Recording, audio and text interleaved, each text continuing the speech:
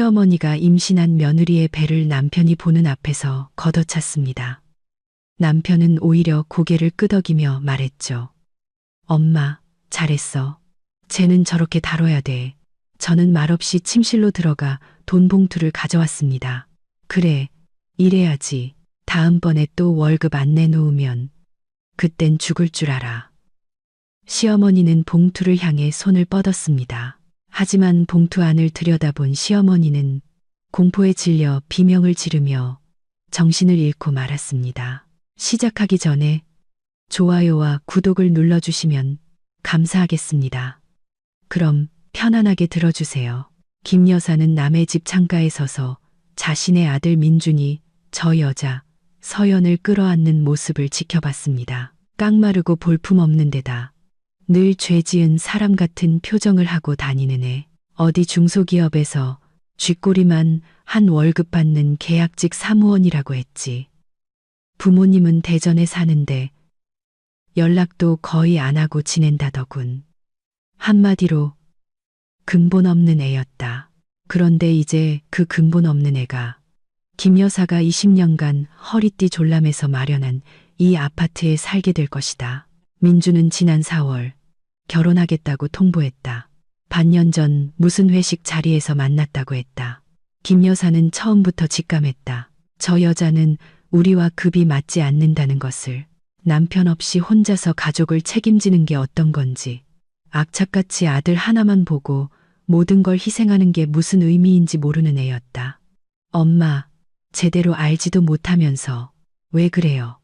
지난 5월 결혼을 좀 미루는 게 어떻겠냐고 넌지시 떠보았을 때 민준이 말했다. 서연 씨, 착하고 조용한 사람이에요. 같이 있으면 편해요. 편하다고. 김 여사는 속으로 코웃음을 쳤다. 당연히 편하겠지. 시키는 대로 조용히 따르고 말대꾸 한 번 안 하니까. 하지만 나중에 보면 그런 조용한 것들이 자기 속셈이 다 있기 마련이다. 처음에는 순한 양처럼 굴다가 나중에는 남자를 제멋대로 휘두르려 하지. 엄마한테서 아들을 빼앗고 가족들 사이를 이간질하는 것들. 결혼식은 6월에 조촐하게 치러졌다. 하객은 30명 남짓. 신부 측에서는 부모님만 참석했다. 그들은 저녁 내내 구석에 앉아 있다가 식이 끝나자마자 택시를 타고 가버렸다. 김 여사는 그들의 뒷모습을 보며 생각했다. 친부모마저 외면할 정도면 말 다 한 거 아닌가? 신혼부부는 도시 외곽의 작은 빌라에 자리를 잡았다. 김 여사가 격리로 30년간 일하며 받은 퇴직금으로 마련한 집이었다. 민준이 23살이 되자마자 바로 아들 명의로 해주었다. 자기처럼 새빵살이로 고생하지 말고 아들은 자기 집에서 시작하게 해주고 싶었다. 물론 그때는 3년 뒤에 생판남인 여자가 이 집에서 살게 될 줄은 꿈에도 몰랐다. 결혼 첫 달부터 김 여사는 아들네 집에 제집 드나들듯 했다. 신혼부부가 어떻게 사는지, 내 아들 민주는 잘 지내는지, 불편한 건 없는지 확인해야 했다. 서연은 불편한 기색이 역력했지만 겉으로는 예의 바르게 행동했다. 차를 내오고 과자를 내왔다. 민주는 중소기업 기술자로 일하며 하루 종일 회사에 있었다. 월급은 300만 원. 이 동네에서는 그럭저럭 괜찮은 편이었다. 김 여사는 서연이 설거지하는 모습을 보았다. 손놀림이 서툴고 동작 하나하나가 어설펐다. 창틀에는 먼지가 쌓여 있고 가스레인지에는 기름때가 껴 있었다. 부엌 구석에는 아무도 치우지 않은 신발들이 널브러져 있었다. 김 여사는 고개를 저었다. 가정교육을 제대로 못 받았군. 엄마라는 사람이 기본도 안 가르쳤어. 서연아, 창틀 좀 닦아야겠다. 먼지가 1cm는 쌓였네. 그녀는 일부러 손가락으로 창틀을 쓱 훑어 보이며 말했다. 서연은 얼굴이 빨개져서 행주를 가져와 말없이 창틀을 닦았다. 김 여사는 창틀에 몸을 구부린 며느리를 보며 묘한 만족감을 느꼈다. 처음부터 길을 죽여놔야 한다. 누가 이 집의 주인이고 누가 잠시 머무는 손님인지 똑똑히 알려줘야 했다. 한 달 뒤, 김 여사는 아예 매일같이 아들 집을 찾았다. 아침, 점심, 저녁, 시간이 날 때마다 갔다. 이제 은퇴해서 시간도 많았다. 하나뿐인 아들이니 잘 챙겨야 했다. 민주는 보통 회사에 있었고 서연은 집에 있었다. 서연은 교대 근무라 이틀 일하고 이틀 쉬었다. 월급은 220만 원. 그야말로 푼돈이었다. 김 여사는 초인종도 누르지 않고 들어갔다. 이 집 열쇠가 있었으니까. 자기가 번 돈으로 산 집이고 아들 결혼 전에 가구도 다 채워 넣었다. 내 집에 들어가는데 굳이 초인종을 누를 필요가 있나? 서연은 한 번도 반대하지 않았다. 문을 열어주고 시어머니를 안으로 들인 뒤 차를 권했다. 하지만 김 여사는 알 수 있었다. 차가운 눈빛, 억지 미소, 마지못해 하고 있다는 것을. 그게 김 여사를 화나게 했다. 아들에게 집을 사주기 위해 30년간 허리가 휘도록 일한 자신이 왜 이런 가식적인 대접을 받아야 하는가? 왜 며느리는 시어머니가 와서 도와주고 가르쳐주는 것을 고마워하지 않는가? 저녁 준비는 했니? 김 여사는 오후 5시에 부엌으로 들어서며 물었다. 아직요, 어머님. 민준이 곧 퇴근할 텐데. 이제 시작하려고요. 이제. 지금이 벌써 5시야. 남편은 배고픈 채로 퇴근할 텐데. 넌 이제 시작한다고. 대체 하루 종일 뭘 한 거니? 3시까지 일했어요. 그래서 뭐. 2시간이나 지났잖아. 2시간이면 김치찌개도 끓이고 계란말이도 만들겠다. 나는 내 나이 때 8시간씩 공장에서 일하고 와서도 집안일 다 하고 애도 혼자 키웠어. 서연은 말없이 냉장고에서 재료를 꺼내기 시작했다. 김 여사는 냉장고 문을 열어 냉동 만두를 보았다. 내 아들한테 이런 냉동식품을 먹일 셈이야. 우리 집 냉동실에 직접 만든 만두 있는데 가져다 줄게. 아니에요, 어머님. 괜찮아요. 제가 알아서 할게요. 네가 뭘 알아서 해? 넌 요리도 못하잖아. 어제 계란 프라이 하는 거 봤는데 아주 죽을 쓰더구나. 민준이야 말없이 다 먹었지만 내 눈은 못 속여. 내가 30년 동안 걔를 먹여 키웠어. 걔가 뭘 좋아하는지 내가 제일 잘 알아. 서연은 계속 침묵했다. 그 침묵이 김 여사의 신경을 건드렸다. 왜 변명하지 않는 거지? 왜 자기가 좋은 주부라는 걸 증명하려 하지 않는 거지? 그저 벽만 쳐다보고 서 있다니. 속으로는 분명 저 늙은이가 또 와서 트집 잡내라고 생각하고 있을 것이다. 하지만 김 여사는 멈출 생각이 없었다. 이건 트집이 아니라 도움이었다. 며느리에게 인생을 가르쳐주고 어떻게 가정을 꾸리고 남편을 내조해야 하는지 알려주는 것이었다. 그런데 서연은 고마워할 줄을 몰랐다. 가을이 되자 관계는 완전히 틀어졌다. 김 여사는 느낄 수 있었다. 민준의 전화가 뜸해졌다. 전에는 매일 전화해서 엄마, 별일 없으시죠? 건강은 괜찮으세요? 하고 묻던 아들이었다. 그런데 이제는 사나흘씩 연락이 없었다. 분명 저 여자가 아들을 조종하는 게 틀림없었다. 귓가에 대고 시어머니가 귀찮다고 속삭였을 것이다. 어느 날 저녁 김 여사는 예고 없이 찾아갔다. 그냥 확인차. 민주는 집에 있었고 서연과 저녁을 먹고 있었다. 식탁에는 소시지 볶음과 밥이 전부였다. TV는 시끄럽게 켜져 있었다. 서연은 잠옷 차림에 머리는 부스스했다. 어머님 오셨어요. 서연은 자리에서 일어나지도 않고 말했다. 김 여사는 그 자리에 얼어붙었다. 어른이 왔는데 일어나지도 않고 앉아서 계속 밥을 씹고 있다니. 가정교육을 어떻게 받은 거야? 엄마 왔어. 민준 역시 일어나지 않고 손만 흔들었다. 앉아서 같이 저녁 먹어. 김 여사는 말없이 부엌으로 들어가 식탁을 훑어보았다. 비닐 식탁보는 기름으로 얼룩져 있고 싱크대에는 더러운 그릇들이 쌓여 있었다. 가스레인지 위에는 타버린 프라이팬이 놓여 있었다. 또 돼지우리네. 그녀는 들으라는 듯 말했다. 엄마, 괜찮아. 민준이 피곤한 목소리로 대꾸했다. 저녁 먹고 치울 거야.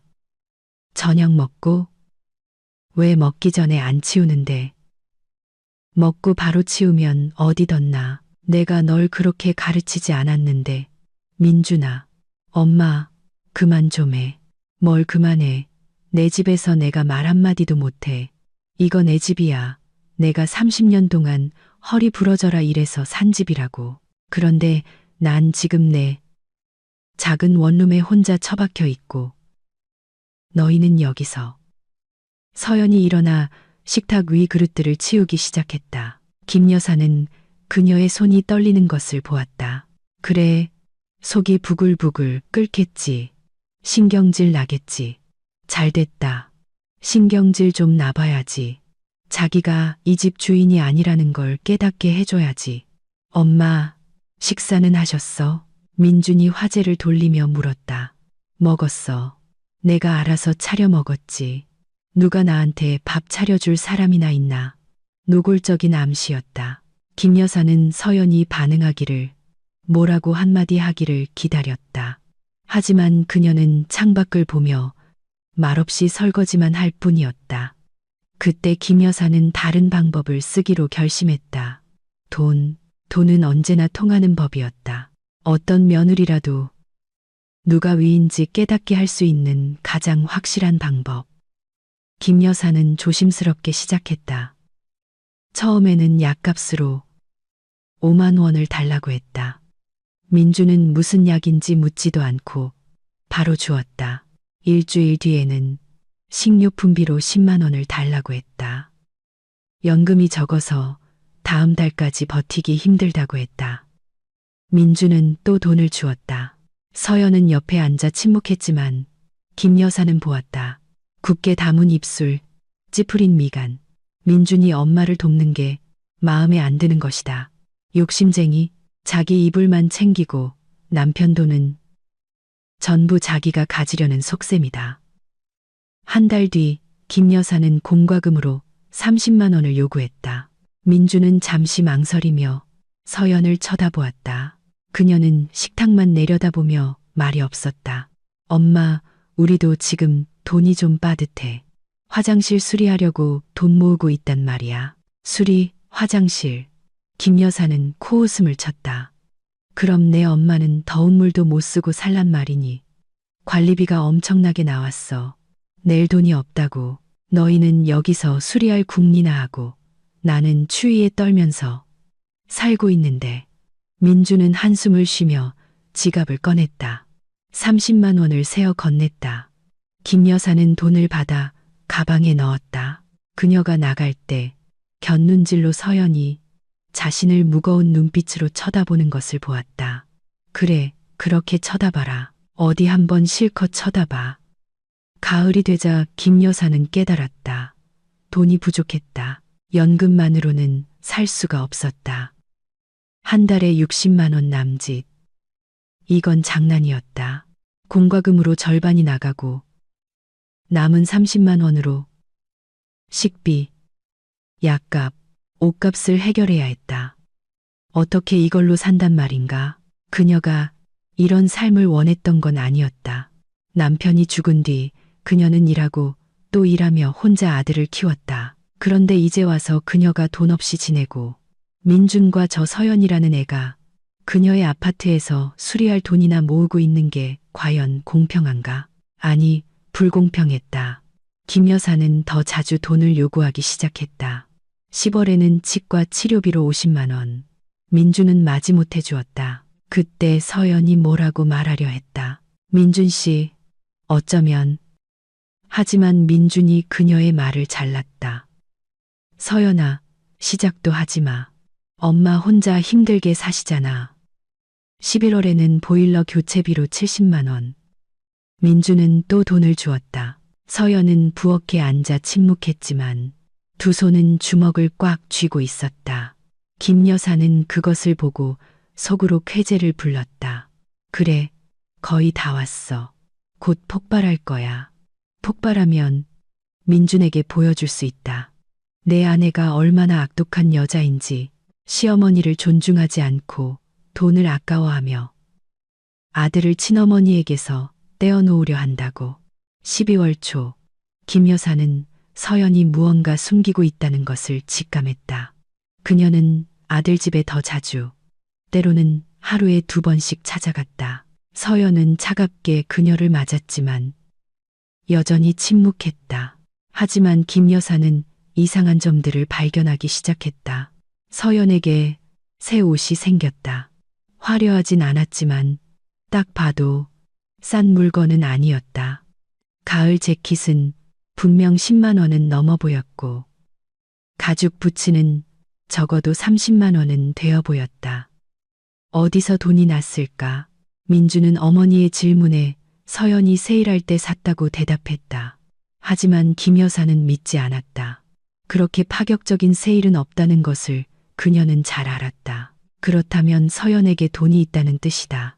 민준이 일하고 자기에게 돈을 주는 동안 몰래 돈을 숨기고 있다는 뜻이다. 김 여사는 더 자세히 살피기 시작했다. 서연이 없을 때 집에 와서 집안을 둘러보고 뒤지고 옷장, 서랍장, 선반을 확인했다. 어느 날 그녀는 침실 옷장을 열고 위쪽 선반에 낡은 신발 상자가 있는 것을 보았다. 심장이 두근거렸다. 이거다. 김 여사는 조심스럽게 상자를 꺼내 열었다. 안에는 두툼한 봉투가 들어 있었다. 김 여사는 봉투를 꺼내 손의 무게를 재보았다. 안에 무언가 많이 들어 있었다. 그녀는 열어보지 않았다. 확인하지 않고 그냥 상자를 제자리에 놓고 옷장을 닫은 뒤 집을 나섰다. 하지만 이제 그녀는 확신했다. 서연이 돈을 모으고 있다. 큰 돈을, 그리고 남편에게 주지 않고 있다. 가족에게서 숨기고 있다. 무언가 계획하고 있다는 뜻이다. 도망갈 준비를 하고 있는 것이다. 아니면 더 나쁘게 민준과 상의도 없이 자기 멋대로 어딘가에 투자하려는 속셈일지도 모른다. 김 여사는 집에 돌아와 부엌에 앉아 담배를 피웠다. 분노로 손이 떨렸다. 민준이가 마지막 남은 돈까지 엄마한테 주는 동안 저녀는 돈을 모으고 있어. 저 못된 것이 자기 비상금을 챙기고 있는 것이다. 분명 민준을 버리고 모든 걸 챙겨서 도망갈 생각일 것이다. 조용한 것들이 다 그렇다. 순한 양인 척 하다가 나중에 이빨을 드러낸다. 행동해야 한다. 저 여자의 발밑을 무너뜨려야 한다. 민준에게 저 여자의 진짜 모습을 보여줘야 한다. 다음 날 저녁, 김 여사는 다시 아들 집으로 갔다. 민준도 서연도 집에 있었다. 저녁을 먹고 있었다. 또 그 형편없는 소시지와 파스타. 김 여사는 식탁에 앉아 두 사람을 쳐다보았다. 민준아, 할 얘기가 있다. 무슨 얘기 엄마? 돈 얘기. 서연이 고개를 들었다. 김 여사는 그녀의 시선을 붙잡고 놓지 않았다. 이제 시작이다. 민준아, 엄마가 너무 힘들다. 연금은 쥐꼬리만 하고 공과금의 약값은 비싸고 더는 이렇게 못 살겠다. 도움이 필요해. 꾸준한 도움이. 엄마, 우리가 돕고 있잖아요. 한 달에 30만 원, 50만 원씩 돕는 거. 그걸로는 부족해, 민준아. 더 필요해. 매달, 적어도 100만 원은 있어야 제대로 살 수 있겠어. 민준의 얼굴이 하얗게 질렸다. 서연은 포크를 든 채로 얼어붙었다. 엄마, 우리 그런 돈 없어요. 어떻게 없어? 넌 300만 원 벌고 쟤는 220만 원 벌잖아. 합치면 한 달에 520만 원이야. 100만 원은 5분의 1도 안 되잖아. 엄마, 우리도 공과금 내고 식비 들고 냉장고 할부금도 있고 교통비, 옷값도 옷값. 그러고 보니 내 아내 새 재킷 입은 거 봤다. 꽤 비싸 보이던데. 서연은 천천히 포크를 접시 위에 내려놓았다. 어머님, 그거 세일할 때 산 거예요. 그래, 물론 세일이겠지. 김 여사는 비웃었다. 그럼 그 세일할 돈은 어디서 났는데? 혹시 따로 모아둔 거 아니야? 우리 민준이랑 나는 마지막 남은 돈까지 탈탈 털어 쓰고 있는데 넌 혹시 숨겨둔 거라도 있는 거 아니냐고. 서연의 얼굴이 새하얗게 변했다. 김 여사는 그것을 보고 깨달았다. 전곡을 찔렀군. 숨겨둔 돈이 있어. 그리고 지금 그게 드러날까봐 두려워하고 있어. 숨기는 거 아무것도 없어요. 서연이 조용히 말했다. 거짓말, 네가 거짓말하는 거 다 보여. 넌 뭔가 가지고 있고 가족들한테 숨기고 있어.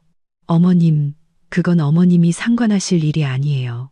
식탁 위로 무겁고 날카로운 침묵이 내려앉았다. 민주는 어머니와 아내를 번갈아 쳐다보았다. 김 여사는 자리에서 일어나 서연에게 다가갔다. 상관할 일이 아니라고. 넌 내 아파트에 살고 내 집에서 밥 먹고 내 가구를 쓰면서 내 아들 돈을 숨기고 있어. 이건 아주 많이 내 상관이야. 어머님 집밥이요. 서연이 갑자기 날카롭게 말했다. 목소리는 떨렸지만 말은 또렷했다. 우리가 다 사서 먹어요. 우리 돈으로 살고 어머님 돈으로도 살죠. 매주 돈을 달라고 하시니까요.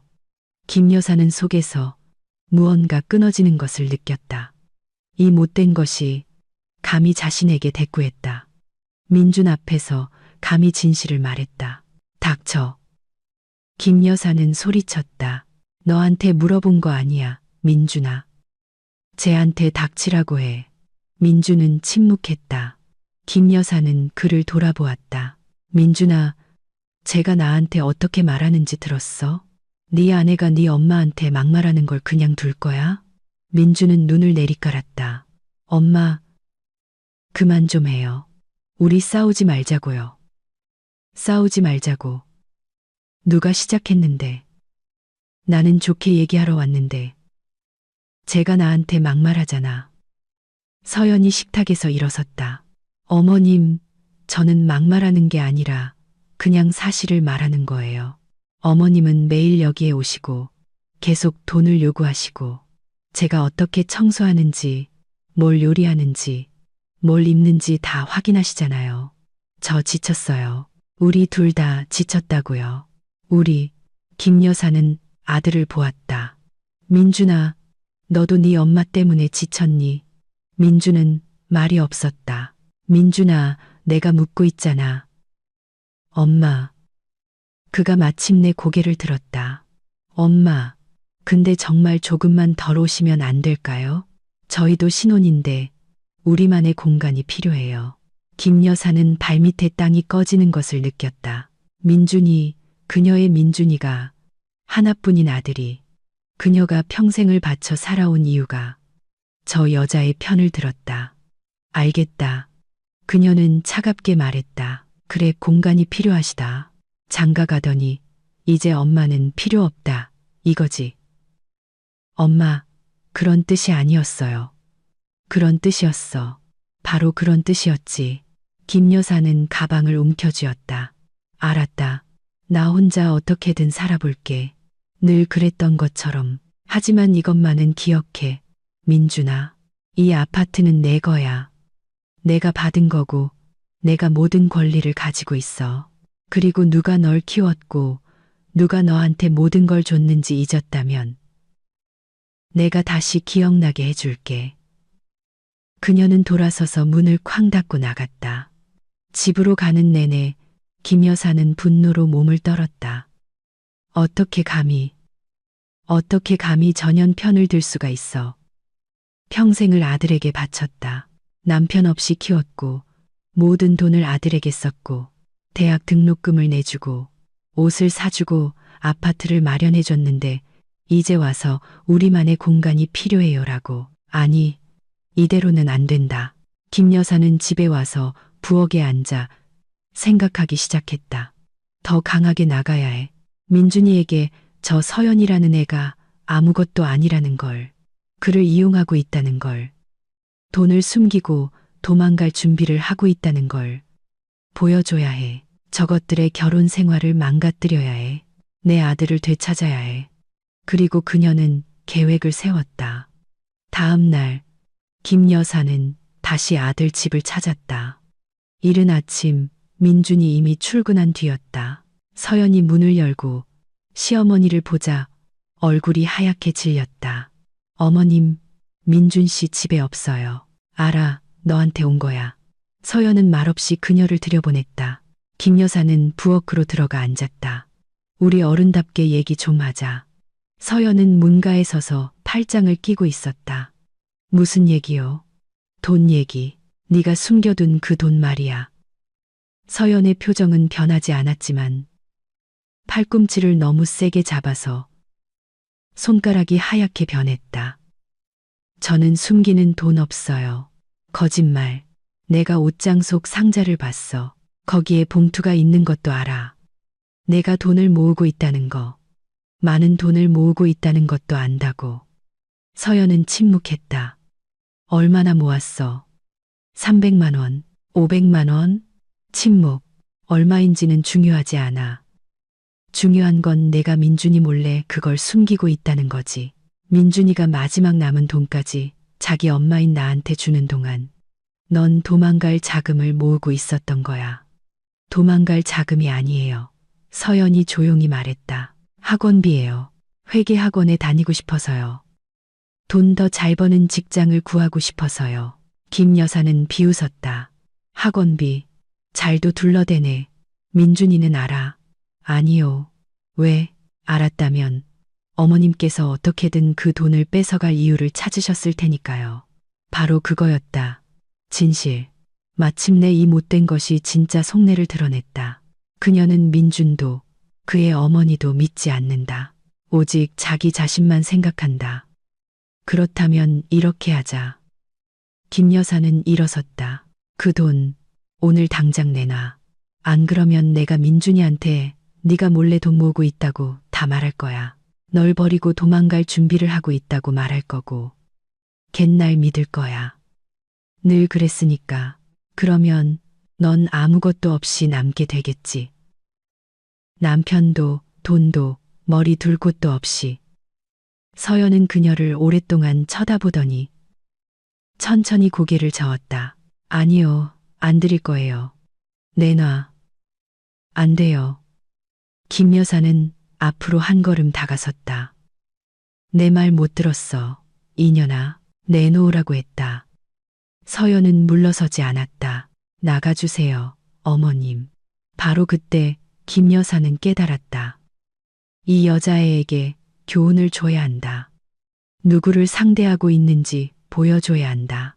두려움을 느끼게 만들어야 한다. 그녀는 서연의 어깨를 잡고 손가락에 힘을 주었다.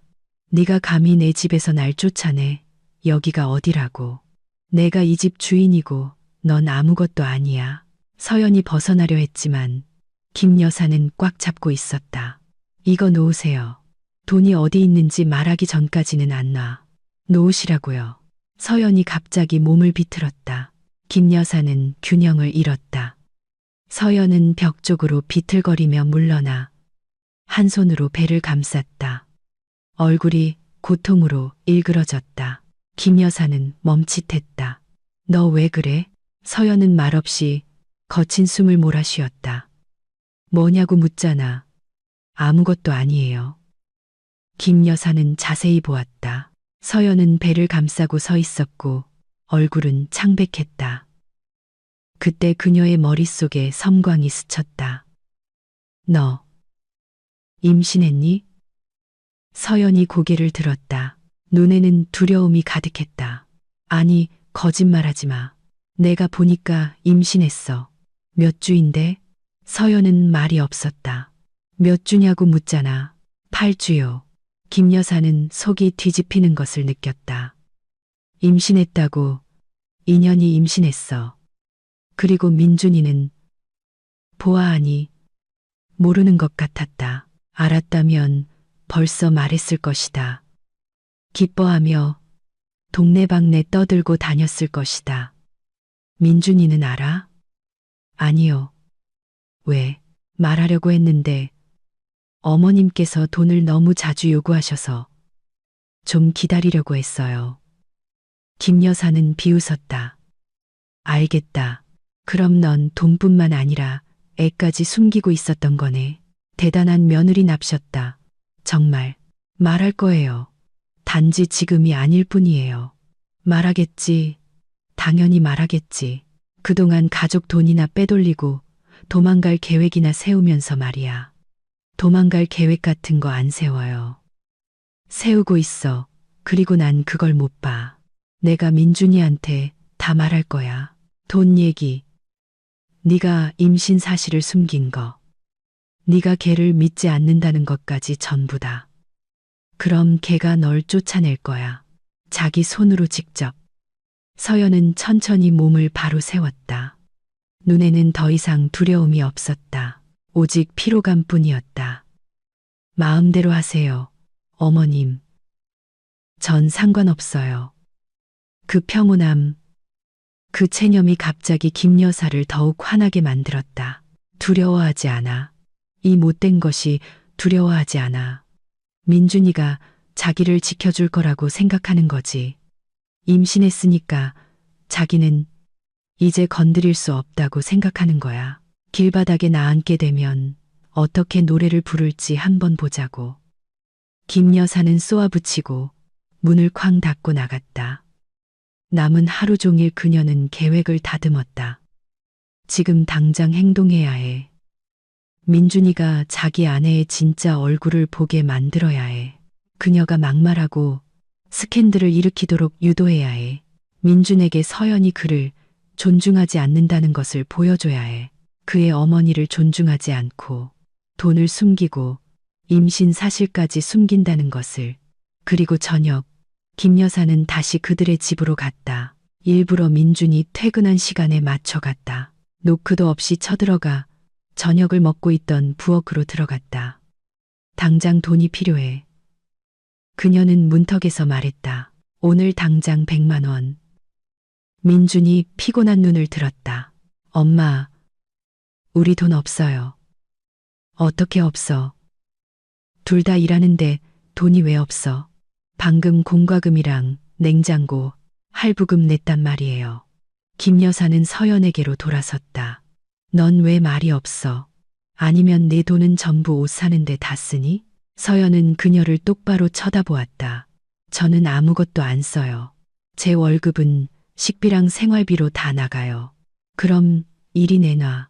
내 월급 전부 다 내놓으라고. 너 그저께 월급 받은 거 다 알아. 서연의 얼굴이 하얘졌다. 어머님, 이건 제 월급이에요. 내 거는 없어. 넌 내 집에 살고, 내 밥 먹고, 내 가구를 쓰고 있잖아. 어머님 밥이요. 저희가 다 사서 먹는데요. 닥쳐. 김 여사가 소리쳤다. 너랑 얘기하는 거 아니야. 민준아, 쟤한테 돈 가져오라고 해. 민준은 눈을 내리깔았다. 서연아, 엄마 좀 드려. 정말 필요하신가 봐. 서연은 천천히 일어섰다. 아니요, 민준 씨. 제 월급은 못 드려요. 우린 이미 드릴 만큼 다 드렸어요. 어머님께서 돈이 필요하시면 다른 사람한테 부탁하라고 하세요. 김 여사는 속에서 분노가 끓어오르는 것을 느꼈다. 이 못된 것이 나를 거절해. 민준이 앞에서 거절해. 지금이다. 지금이 아니면 안 된다. 아, 이 못된 년이. 김 여사는 서연에게 다가갔다. 네가 감히 나한테 이래라 저래라 해? 엄마, 진정해요. 민준이 끼어들려 했지만 그녀는 듣지 않았다. 내가 오늘 너 버르장머리를 고쳐주마. 그리고 김 여사는 온종일 계획했던 일을 실행에 옮겼다. 그녀는 다리를 들어 올려 서연의 배를 힘껏 걷어찼다. 서연은 무슨 일이 일어났는지 깨닫기도 전에 충격을 느꼈다. 배를 쥐어짜는 듯한 날카로운 통증. 그녀는 식탁 모서리를 붙잡고 몸을 구부렸다. 눈앞이 핑 돌았다. 숨이 막혔다. 몸을 펴려고 했지만 통증이 파도처럼 밀려와 허리를 펼 수 없게 만들었다. 8주. 초음파로 겨우 보일락 말락한 작은 생명. 그녀의 비밀, 그녀의 희망. 이 모든 것을 조금만 더 견뎌야 하는 이유. 서연은 천천히 고개를 들어 남편을 보았다. 민주는 벽에 기대어 다른 곳을 보고 있었다. 그녀도 어머니도 아닌 그냥 허공을. 그의 얼굴은 무심했다. 마치 멀리서 벌어지는 흥미없는 일을 관찰하는 사람처럼. 민준 씨. 그녀가 조용히 불렀다. 그는 대답하지 않았다. 그냥 어깨를 으쓱할 뿐이었다. 마치 날씨를 묻는 질문에 답하듯, 아, 엄마, 왜 그랬어? 목소리는 힘이 없었고 분노는 조금도 담겨 있지 않았다. 그저 형식적인 사실 확인일 뿐이었다. 마치 어머니가 임신한 아내의 배를 걷어찬 게 아니라 식탁보에 차를 쏟은 것처럼. 서연은 그를 보며 믿을 수가 없었다. 그녀는 그가 소리치기를, 어머니를 문 밖으로 밀쳐내기를, 자신을 보호해 주기를 기다렸다. 하지만 민주는 그저 서서 다른 곳을 쳐다볼 뿐이었다. 그리고는 천천히 고개를 끄덕였다. 엄마, 잘했어. 그는 조용하지만 또렷하게 말했다. 쟤는 저렇게 다뤄야 돼.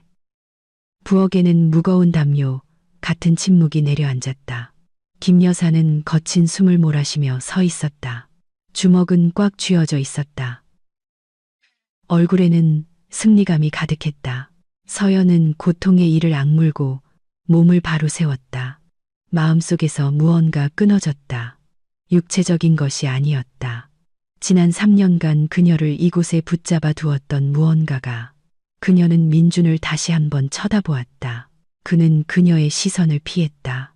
모든 것이 거기에 담겨 있었다. 그 비겁한 시선 회피, 축 처진 어깨, 어머니의 인정을 받기 위해 아내를 배신할 준비가 된 모습에 서연은 더 이상 이렇게 살 수 없다는 것을 깨달았다. 어떤 변명도, 핑계도 더는 통하지 않을 것이다. 그들의 결혼은 민준이 엄마, 잘했어 라고 말한 그 순간 끝났다. 그녀는 말없이 돌아서서 침실로 향했다. 배의 통증은 여전히 욱신거렸다. 하지만 가슴속에 퍼지는 차가운 냉기에 비하면 아무것도 아니었다.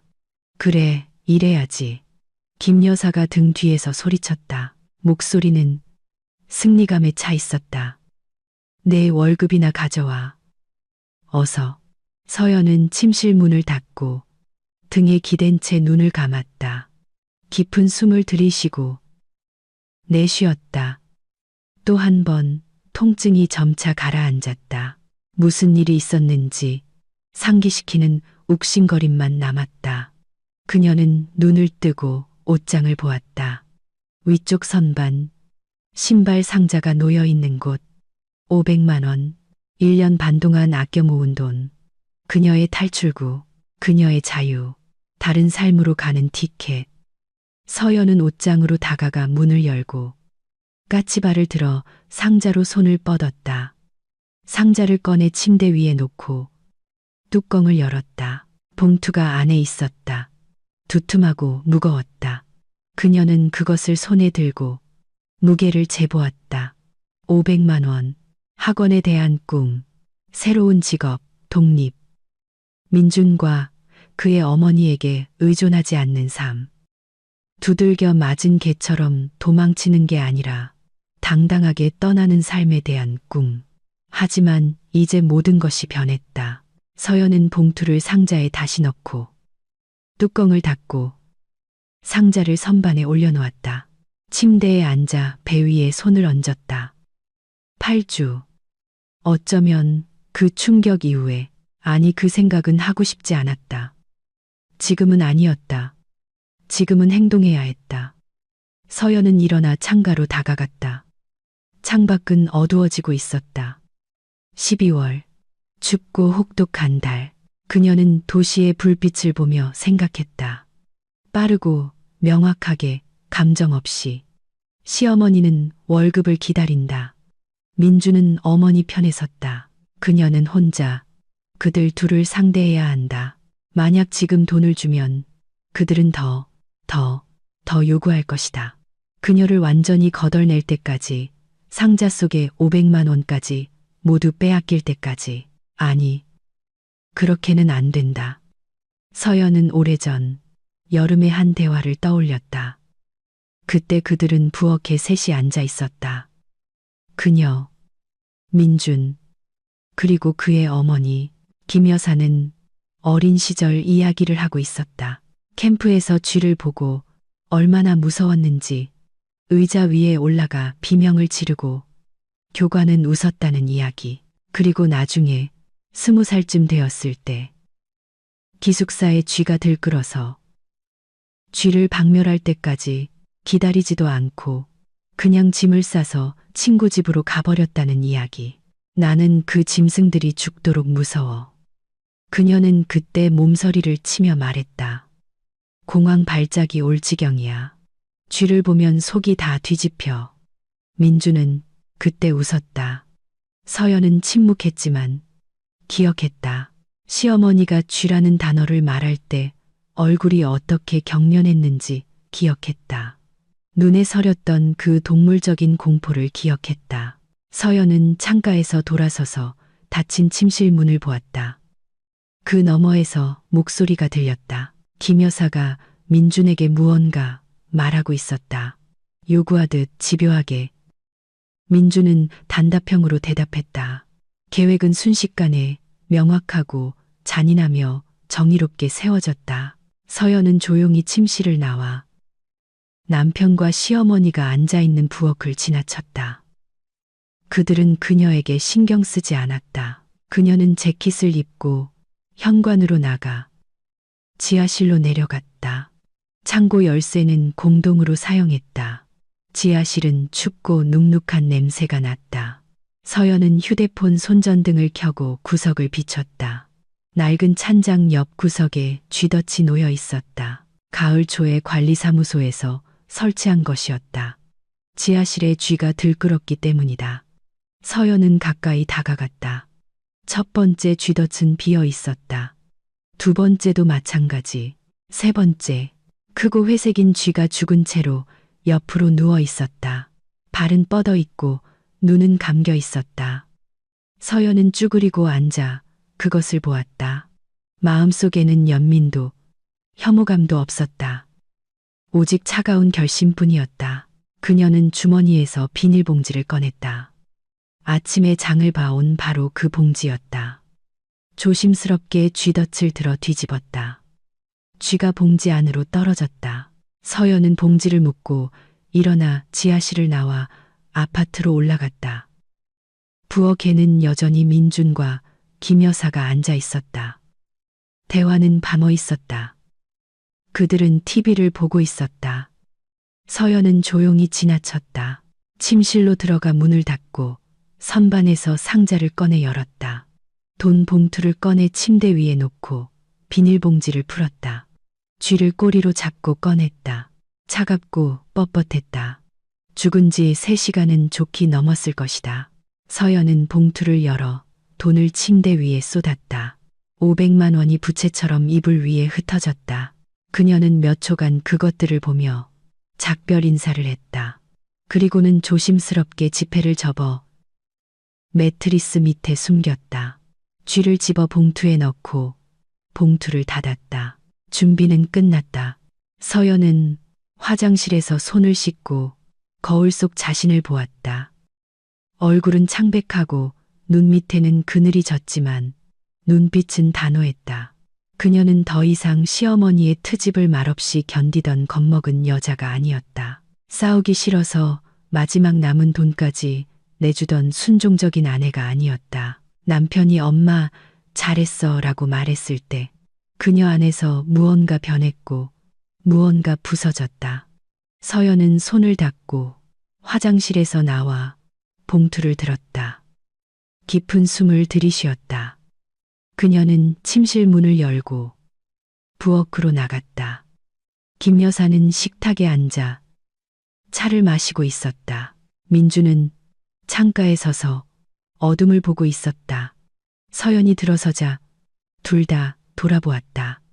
그래, 생각은 해봤니? 김 여사가 비웃었다. 월급이나 일이 내놔. 서연은 말없이 봉투를 내밀었다. 김 여사는 믿을 수 없다는 듯 그것을 받아들었다. 손의 무게를 재보았다. 묵직했다. 그녀는 만족스럽게 고개를 끄덕였다. 그래, 이래야지. 그녀는 손가락으로 봉투를 매만지며 말했다. 다음번에 또 월급 안 내놓으면 그땐 죽을 줄 알아. 알았어. 서연은 말이 없었다. 내가 묻잖아.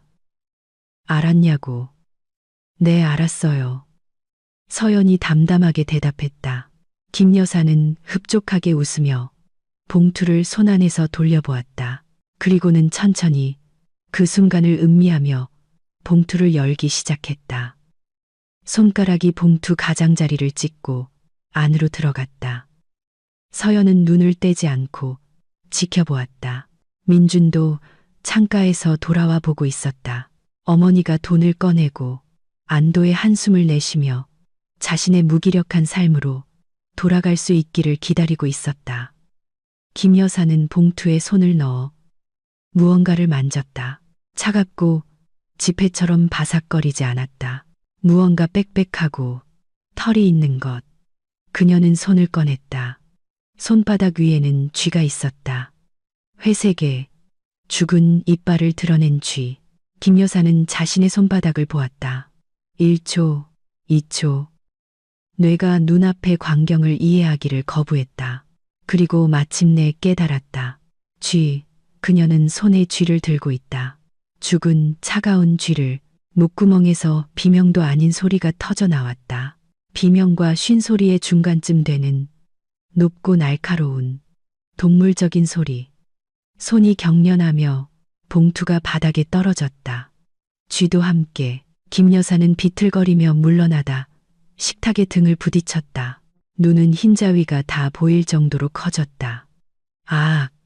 그녀는 비명을 질렀다. 아!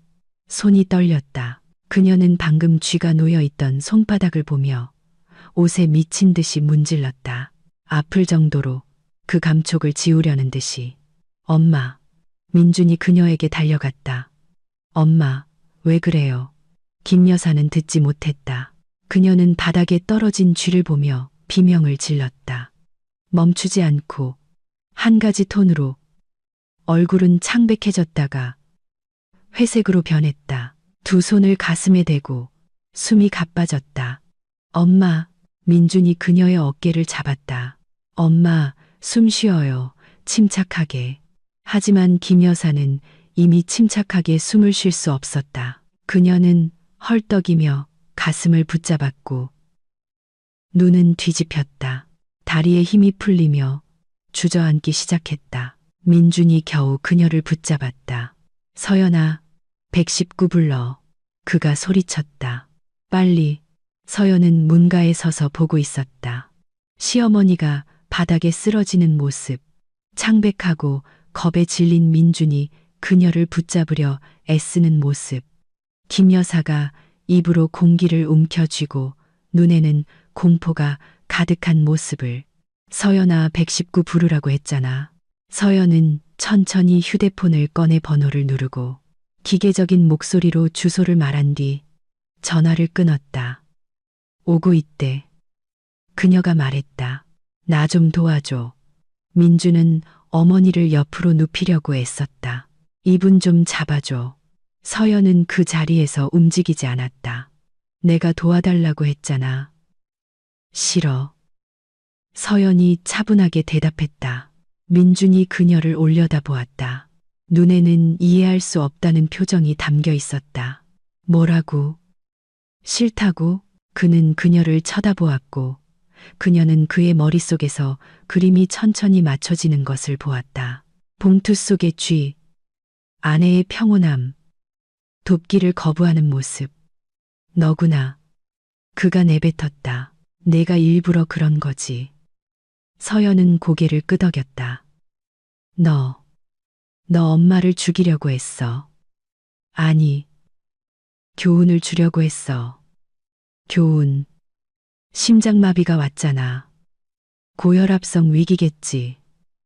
서연이 정정했다. 놀라서 혈압이 치솟은 거야. 불행히도 죽지는 않을 거야.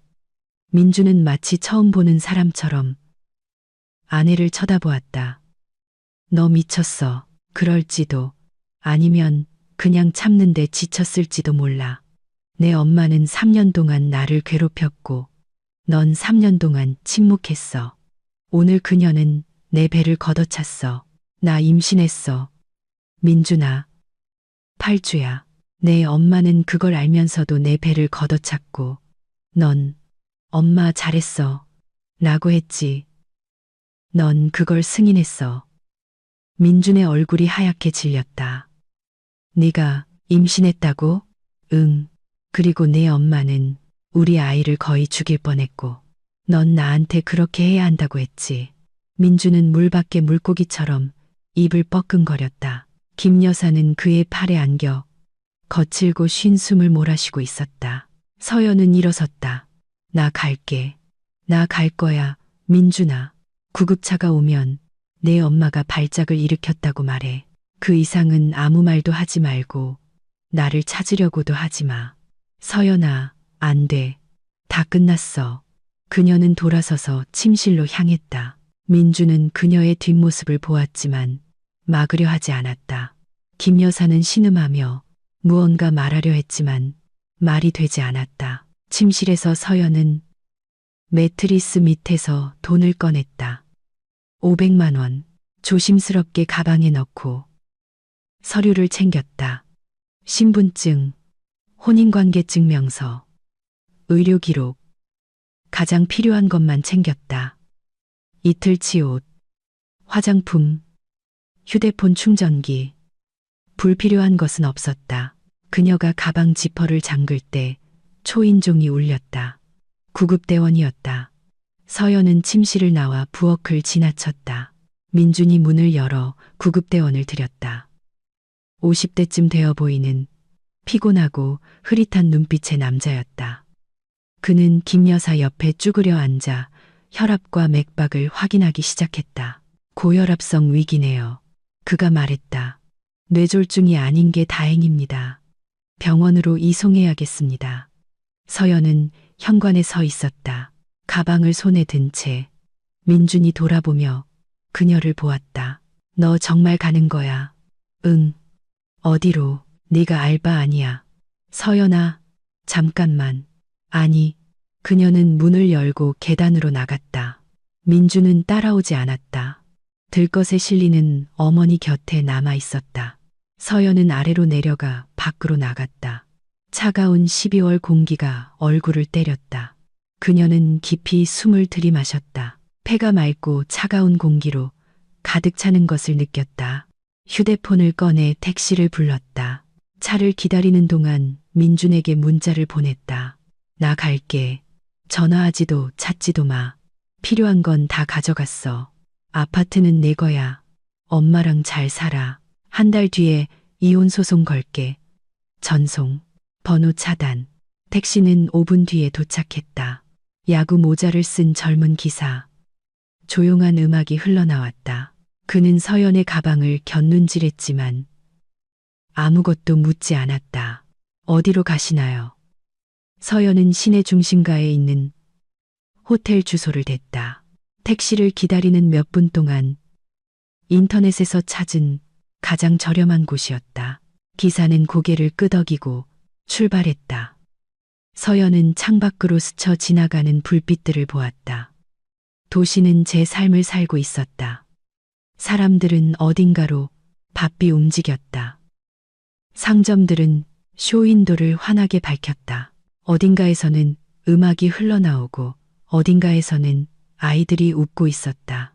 평범한 12월 저녁, 평범한 도시, 평범한 삶. 오직 서연에게만 이 삶은 끝났고 새로운 삶이 시작되었다. 호텔에서는 퀴퀴한 냄새와 값싼 방향제 냄새가 났다. 무표정한 얼굴에 25살쯤 된 여직원이 신분증을 받아 컴퓨터에 입력했다. 1박에 7만 원 선불입니다. 서연은 돈을 꺼내 세어주고 3층 객실 열쇠를 받았다. 방은 작고 비좁았다. 침대, 책상, 의자, 옷장. 창문은 안뜰을 향해 있었지만 깨끗했고 침구는 뽀송했다. 서연은 가방을 바닥에 내려놓고 침대에 앉았다. 정적. 그녀는 배 위에 손을 얹었다. 통증은 거의 사라졌다. 둔한 수심만 남았다. 서연은 눈을 감고 자신의 몸에 귀를 기울였다. 모든 것이 제자리에 있었다. 아기는 살아남았다. 눈물이 예고 없이 갑자기 뜨겁게 쏟아졌다. 서연은 소리내어 흐느끼지 않으려고 손으로 입을 막았다. 조용히 거의 소리 없이 울었다. 안도감에, 두려움에, 피로감에 울었다. 마침내 모든 것이 끝났다는 사실에, 자유로워졌다는 사실에, 더 이상 아무도 자신을 모욕하고 요구하고 때리지 않을 것이라는 사실에 울었다. 눈물이 마를 때까지 울었다. 그리고는 얼굴을 닦고 일어나 찬물로 세수하고 세면대 위 거울에 비친 자신을 보았다. 눈은 빨갛고 부어 있었고 얼굴은 지쳐 있었지만 눈빛은 단호했다. 서연은 방으로 돌아와 휴대폰을 들었다. 모르는 번호로 부재중 전화 한 통. 아마 민준이 다른 사람 전화로 걸었을 것이다. 그녀는 통화 기록을 삭제하고 그 번호도 차단했다. 그리고 연락처를 열어 아버지의 번호를 찾았다. 1년 넘게 통화하지 않았다. 결혼 후 아버지가 몇 번 전화를 걸었지만 서연은 짧고 건조하게 대답했다. 아버지는 서운해하며 더 이상 전화하지 않았다. 이제 그들 사이에는 침묵만이 있었다. 서연은 번호를 보았다. 손가락이 화면 위에서 망설였다. 그리고 통화 버튼을 눌렀다. 긴 신호음, 하나, 둘, 셋. 막 전화를 끊으려 할 때 목소리가 들렸다. 서연이냐? 아버지였다. 놀랍고 경계하는 목소리. 네, 아빠. 무슨 일이냐? 그녀는 한숨을 쉬었다. 말이 목에 걸려 문장이 되지 않았다. 어떻게 설명해야 할까? 어디서부터 시작해야 할까? 아빠, 도움이 필요해요. 잠시 침묵. 그리고 부드럽게 말해봐라. 그리고 서연은 천천히 조용히 이야기하기 시작했다. 민준에 대해, 시어머니에 대해, 3년간의 인내와 굴욕에 대해, 모으고 있던 돈에 대해, 배를 걷어차인 일에 대해, 임신에 대해, 봉투 속의 쥐에 대해, 어떻게 집을 나왔는지에 대해 모든 것을 털어놓았다. 아버지는 말없이 끼어들지 않고 들었다. 가끔 짧게 한숨을 쉴 뿐이었다. 서연이 말을 마쳤을 때 그는 몇 초간 침묵하다가 말했다. 호텔 주소 불러라. 지금 출발한다. 4시간 안에 도착할 거야. 아빠, 대전이잖아요. 멀어요. 상관없어. 간다. 민호도 같이 갈 거다. 민호는 그녀의 오빠였다. 5살 위. 그와도 오랫동안 연락하지 않았다. 아빠, 안 그러셔도 돼요. 그래야 한다. 넌 내 딸이야. 도움이 필요하다고 했지. 내가 간다. 그걸로 끝이야. 서연은 다시 목구멍으로 덩어리가 차오르는 것을 느꼈다. 그녀는 고개를 끄덕였다. 아버지는 보지 못했지만 감사해요. 고마울 거 없다. 주소나 불러. 그녀는 주소를 말했다. 아버지는 받아 적고 출발할 때 전화하겠다고 약속했다. 그들은 작별 인사를 했다. 서연은 휴대폰을 책상 위에 놓고 침대에 누워 천장을 응시했다. 4시간 기다려야 했다. 조금만 더 버텨야 했다. 그러면 아버지가 올 것이고, 그러면 무언가 방법을 찾을 것이다. 그러면 서연은 눈을 감았다. 피로가 순식간에 무거운 파도처럼 덮쳐왔다. 자고 싶지 않았다. 꿈에서 그 이미지들이 돌아올까봐 두려웠다. 이빨을 드러낸 시어머니, 무심한 눈빛의 민준, 김 여사의 손바닥에 놓인 쥐.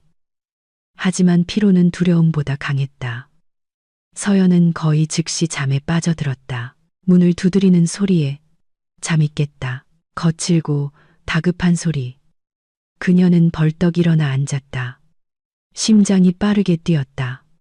휴대폰을 잡았다. 새벽 4시, 누구지? 노크 소리가 다시 들렸다. 서연아, 아빠다. 아버지의 목소리. 그녀는 벌떡 일어나 문으로 달려가 활짝 열었다. 문턱에는 아버지가 서 있었다. 키가 크고 머리가 희끗희끗한 검은 재킷 차림.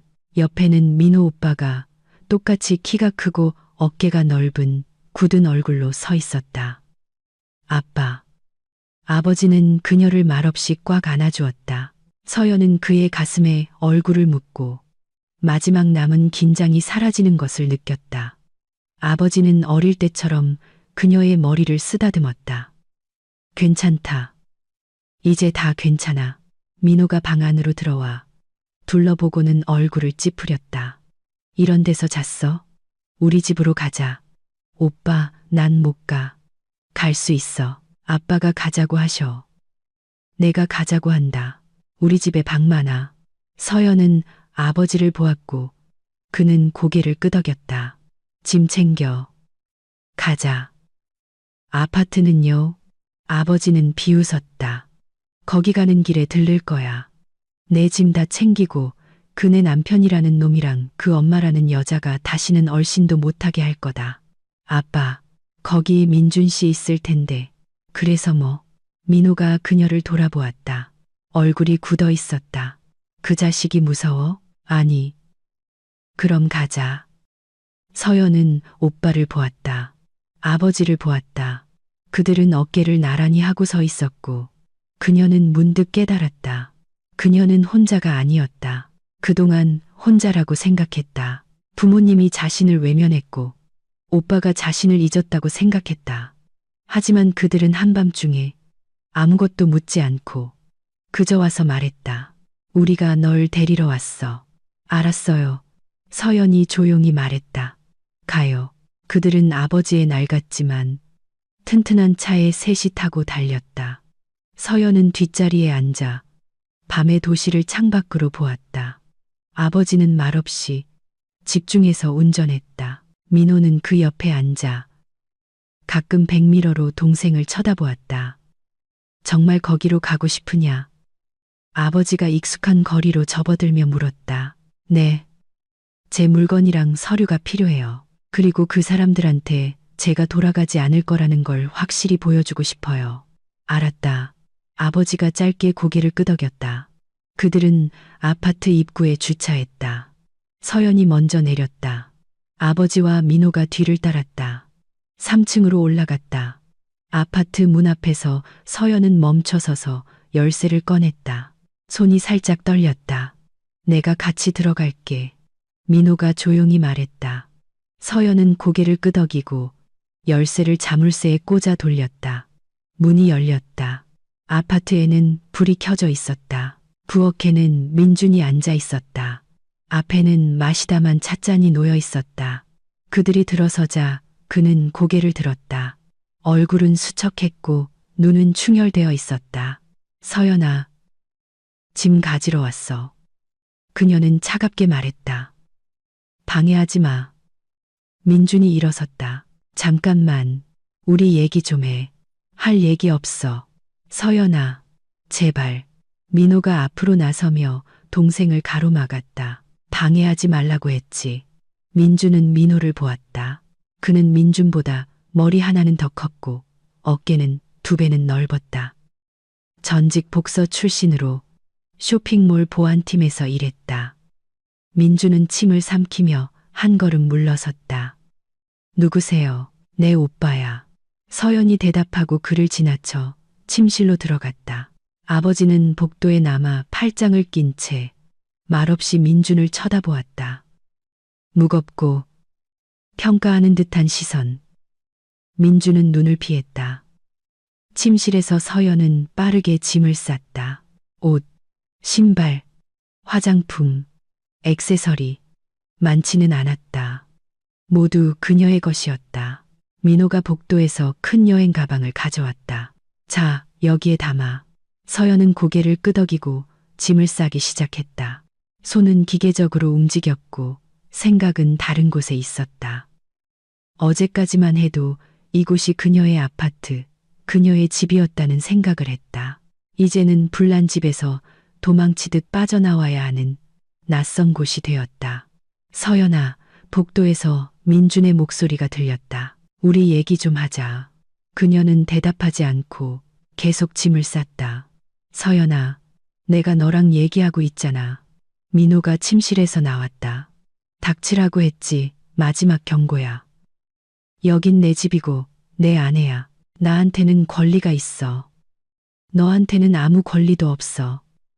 아버지가 담담하게 말했다. 넌 내 엄마가 내 딸을 때리는 걸 보고만 있었어. 넌 그걸 승인했어. 그렇게 해야 한다고 말했지. 너한테는 아무 권리도 없어. 민준의 얼굴이 하얗게 질렸다. 저는 서연이가 임신한 줄 몰랐어요. 그게 달라지나 아버지가 그에게 다가섰다. 그럼 임신 안 했으면 때려도 된다는 거냐? 그런 말이냐고? 아니요. 그런 뜻이 아니었어요. 그럼 무슨 뜻이었는데? 민주는 말이 없었다. 바로 그거야. 넌 아무 뜻도 없었어. 할 말이 없으니까. 서연이 가득 찬 가방을 들고 침실에서 나왔다. 민호가 그것을 받아들고 출구로 향했다. 서연은 화장실로 들어가 그곳에서 자기 물건을 챙겼다. 그리고 현관으로 재킷, 부츠, 목도리, 다 됐냐? 아버지가 물었다. 네, 다 됐어요. 민주는 복도 한가운데에 서 있었다. 어쩔 줄 몰라 하는 초라한 모습. 서연아, 잠깐만. 어디로 가려고? 너 돈도 없잖아. 서연은 멈춰서서 그를 돌아보았다. 나 돈 있어. 그 500만 원. 내가 1년 반 동안 모은 돈. 네 엄마가 알고 뺏으려 했던 바로 그 돈. 내가 숨겨뒀고 그 돈은 너와 네 엄마 없는 내 새로운 인생을 위해 쓰일 거야. 하지만은 없어. 민준아, 다 끝났어. 다음 달에 이혼 소송 걸 거야. 너한테 아무것도 요구하지 않아. 내 엄마랑 여기서 잘 살아. 내 월급 다 갖다 바치고 계속 그 여자 통제받으면서 살라고. 난 자유야. 그녀는 돌아서서 출구로 향했다. 아버지와 민호가 뒤따랐다. 서연아, 민준이 소리쳤다. 그녀는 돌아보지 않고 계단으로 나가 아래로 내려갔다. 등 뒤에서 아파트 문이 쾅 닫혔다. 민준이 뒤따라 달려나왔다.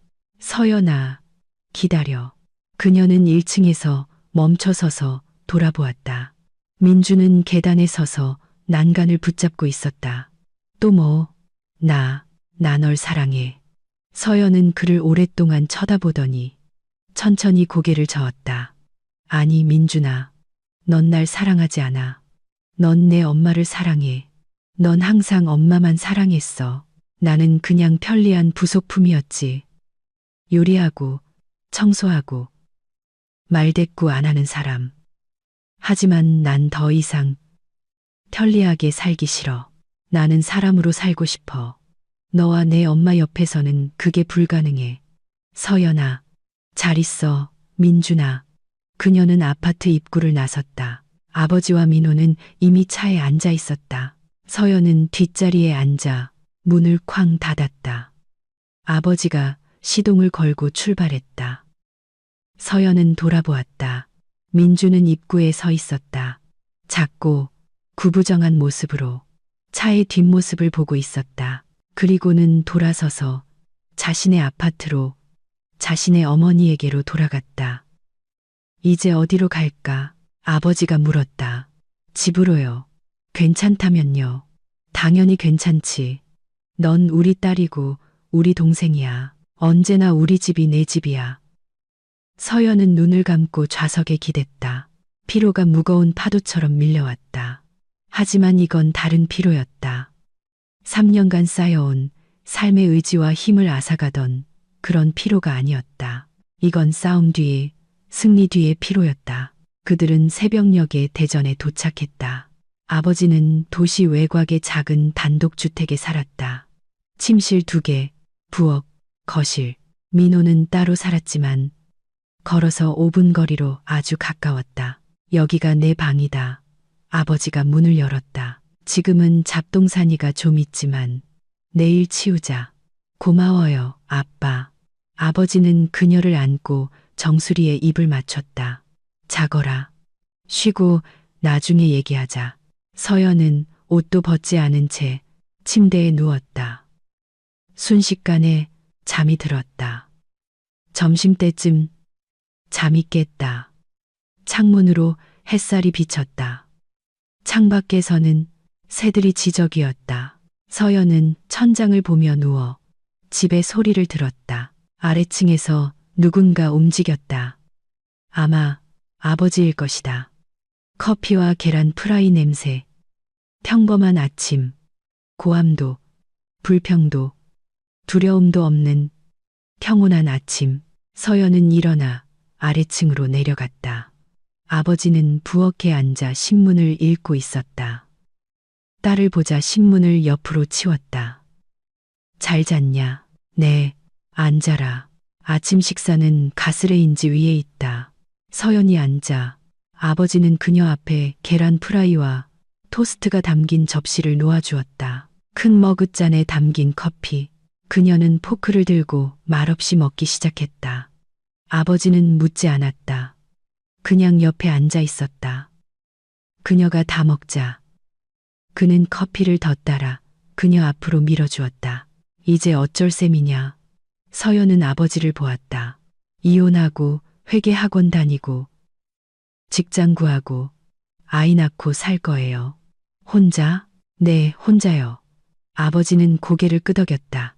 좋다. 하지만 이것만은 알아도 넌 혼자가 아니야. 나와 민호가 항상 옆에 있다. 알아요, 아빠. 고마워요. 그들은 말없이 커피를 마저 마셨다. 창밖으로 참새떼가 날아갔다. 어딘가에서 개 짖는 소리가 들렸다. 평범한 삶. 드라마도 스캔들도 없는 단순한 삶. 서연은 배 위에 손을 얹었다. 구주, 작고 거의 눈에 띄지 않는 생명. 그녀의 아이, 그녀의 미래. 아빠, 엄마랑은 어떻게 이혼하셨어요? 아버지는 잠시 침묵하다가 한숨을 쉬었다. 힘들었지. 하지만 해야만 했어. 우리는 서로 맞지 않았다. 그 사람은 원하는 게 있었고 나는 다른 걸 원했지. 서로를 괴롭히느니 헤어지는 게 낫다. 이혼한 거 후회하세요? 아니, 너랑 연락이 끊긴 건. 그래, 그건 아주 많이 후회한다. 서연은 손을 뻗어 그의 손등을 덮었다. 이제 우리 옆에 있잖아요. 이제 옆에 있지. 아버지가 미소 지었다. 문을 두드리는 소리가 났다. 민호가 늘 그렇듯 허락 없이 들어왔다. 안녕, 너 어때? 괜찮아. 서연은 일어나 오빠를 안았다. 와줘서 고마워. 별거 아니야. 넌 내 동생이고 그네 남편이라는 놈.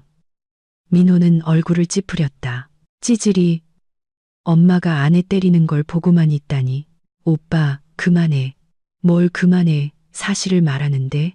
아빠한테 들었어. 그 자식이 너한테 뭐라고 했는지. 엄마, 잘했어라고? 나였으면 그 말 듣고 바로 턱을 날려버렸을 거야. 그럴 가치도 없어, 그 사람은. 민호는 고개를 끄덕이고 식탁에 앉았다. 근데 그 엄마라는 사람은 대체 어떻게 된 거야? 아빠가 그러는데 네가 쥐를 줬다며? 서연은 비웃었다. 응, 죽은 쥐. 돈 대신 돈을 달라고 하길래 봉투를 줬는데 안에는 월급이 아니라 쥐가 있었지. 어릴 때부터 공포증이 있었거든. 민호는 박장대소했다. 천재네. 무서워서 오줌이라도 쌌으면 좋겠다.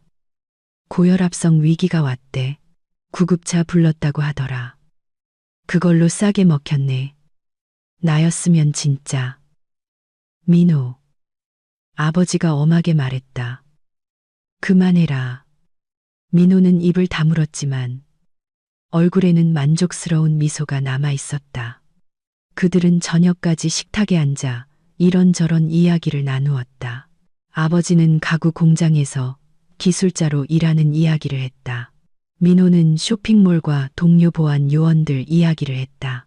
서연은 들으며 가끔 말을 거들었다. 그녀는 좋았다. 평온하고 안전했다. 저녁에 그녀의 휴대폰이 울렸다. 모르는 번호, 서연은 받지 않았다. 그리고 또 전화가 왔고 또 왔다.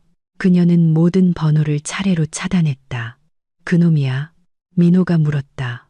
아마도 내가 전화해 줄까? 다시는 귀찮게 굴지 말라고 설명해 줄게. 괜찮아. 곧 포기할 거야. 하지만 민주는 포기하지 않았다. 매일 다른 번호로 전화를 걸었다. 서연은 모든 번호를 차단했다. 그리고는 이메일로 길고 두서없는 메시지를 보내기 시작했다. 돌아와 달라고, 사랑한다고, 어머니가 더 이상 오지 않을 거라고, 모든 것이 바뀔 거라고 했다. 서연은 처음 2통의 편지를 읽었다. 그리고는 더 이상 열어보지 않고, 보지도 않고 바로 삭제했다. 일주일 뒤, 민준이 대전으로 찾아왔다. 아마도 공통된 지인을 통해 아버지의 주소를 알아냈을 것이다. 이른 아침에 초인종을 눌렀다. 민호가 문을 열었다. 무슨 일이야? 서연이랑 얘기 좀 해야겠어. 서연이는 너랑 얘기하고 싶지 않아. 제발, 5분만. 민호는 그를 오랫동안 쳐다보더니 돌아보며 소리쳤다. 서연아, 내 전 남편 될 놈이 기어왔다. 서연이 아래층으로 내려와 문턱에 서 있는 민준을 보았다. 수척하고 면도도 안 한 구겨진 재킷 차림. 무슨 일이야?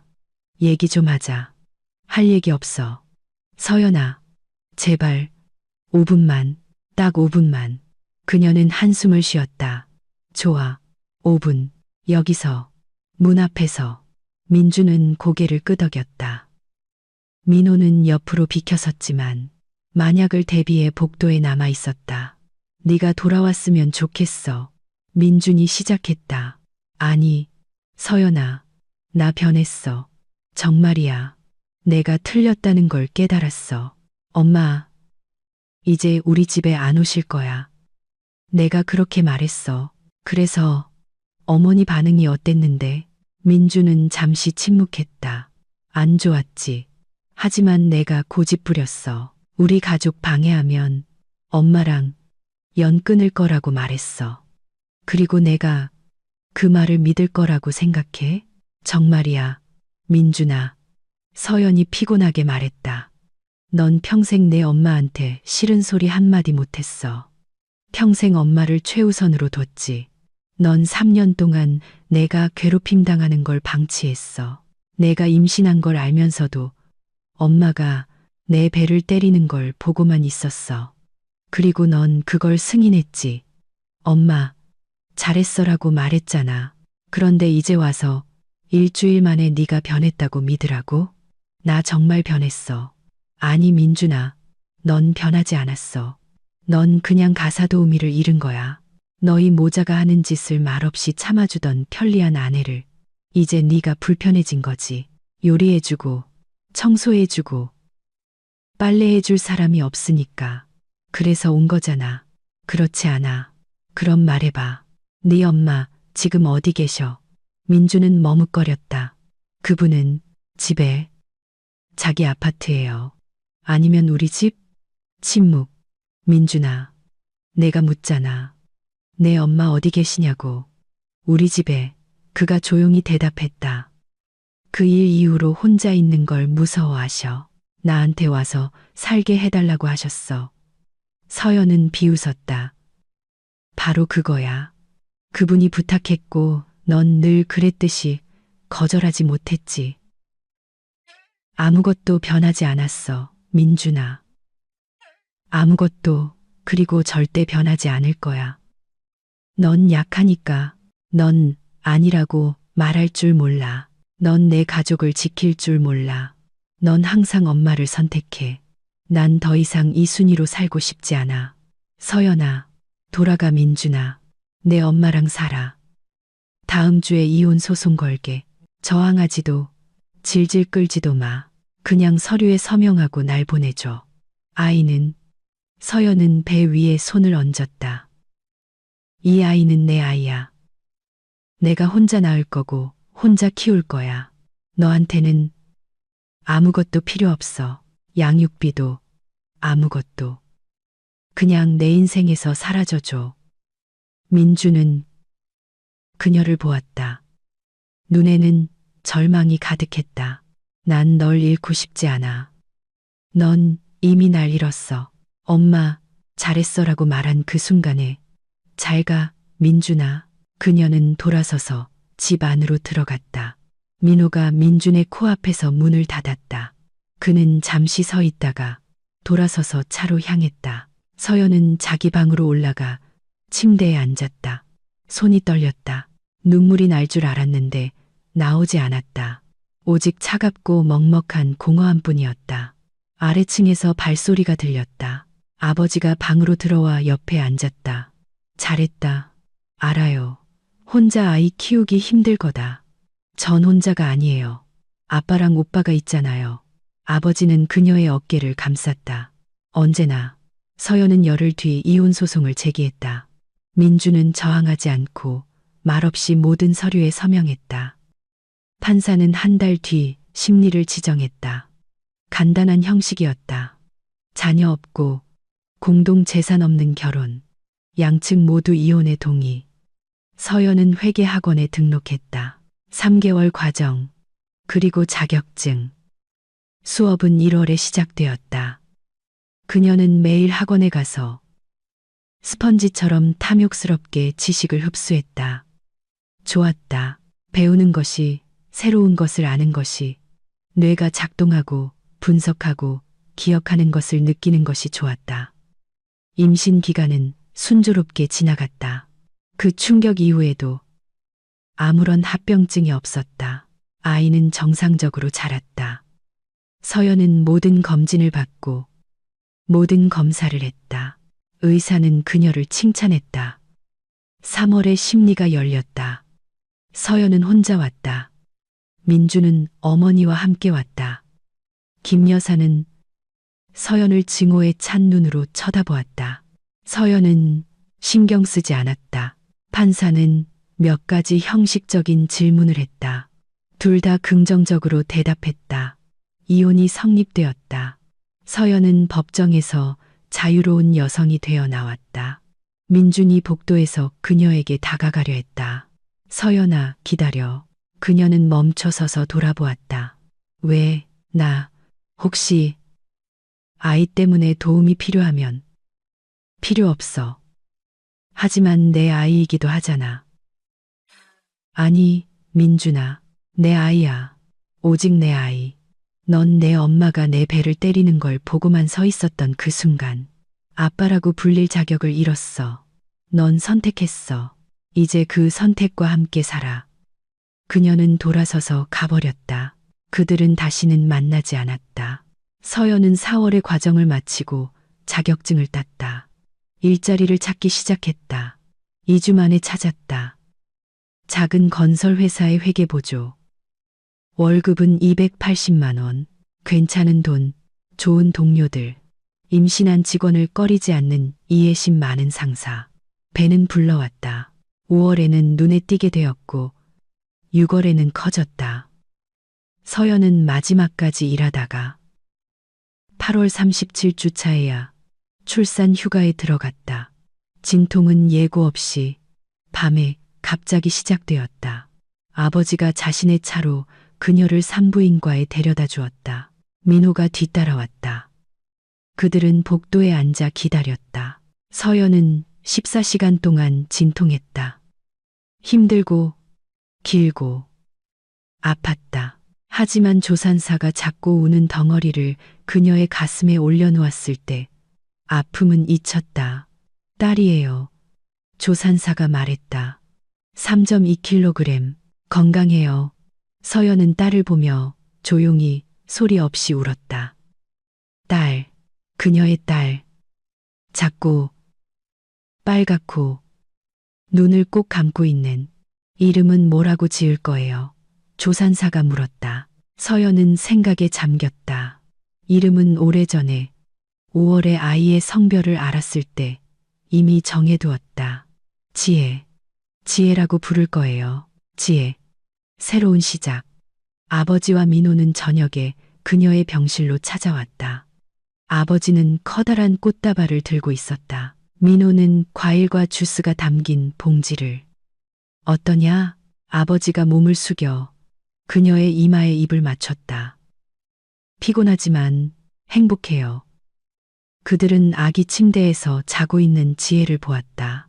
작고 무방비하고 완벽한. 예쁜 애. 민호가 말했다. 너 닮았어. 서연은 미소 지었다. 고마워. 그녀는 3일 뒤에 퇴원했다. 아버지가 차를 가지고 그녀를 데리러 왔다. 그들은 지혜를 집으로 데려왔다. 그녀를 기다리고 사랑하고 짐이 아닌 기쁨으로 여기는 집으로. 서연은 자기 방에 앉아 딸을 품에 안고 1년 동안 자신의 삶이 어떻게 변했는지 생각했다. 1년 전 그녀는 시어머니의 학대를 견디는 겁먹고 억눌린 아내였다. 1년 전 그녀는 도망칠 꿈을 꾸며 몰래 돈을 모으고 있었다.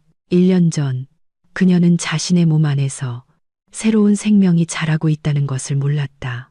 하지만 이제 그녀는 자유로웠다.